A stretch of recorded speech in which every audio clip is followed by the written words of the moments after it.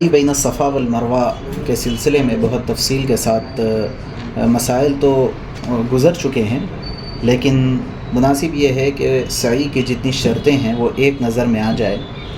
چنانچہ اس سلسلے میں سعی کی تمام شرائط میں سے سب سے پہلی شرط ہے کہ خود سعی کرنا، چاہے سواری پر ہو یا کوئی شخص اپنے کندھے پر اٹھا کر کرائے۔ لہٰذا سعی میں نیابت جائز نہیں ہے۔ نیابت کا مطلب کسی دوسرے کو نائب بنا کر کے دوسرے کے ذریعے سعی کروا لینا، یہ جائز نہیں ہے۔ دوسری شرط یہ ہے کہ صفا سے شروع کرنا ہے سعی اور مروہ پر ختم کرنا ہے۔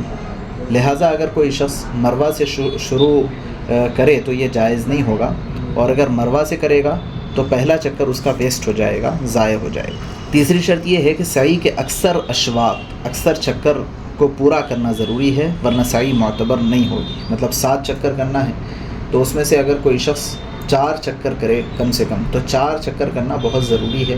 اگر کوئی 3 ہی کر کے سعی کو روک دے تو اس کی سعی معتبر نہیں ہوگی۔ ہاں البتہ اگر وہ 4 چکر کر لے تو پھر بھی اس کی سعی معتبر ہو جائے گی۔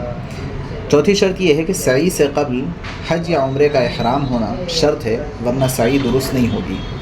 پانچویں شرط یہ ہے کہ سعی سے پہلے معتدی طواف کا ہونا، یعنی طواف کے اکثر اشواط کا ہونا ضروری ہے، لہٰذا طواف کے 4 چکر سے پہلے سعی صحیح نہیں ہوگی۔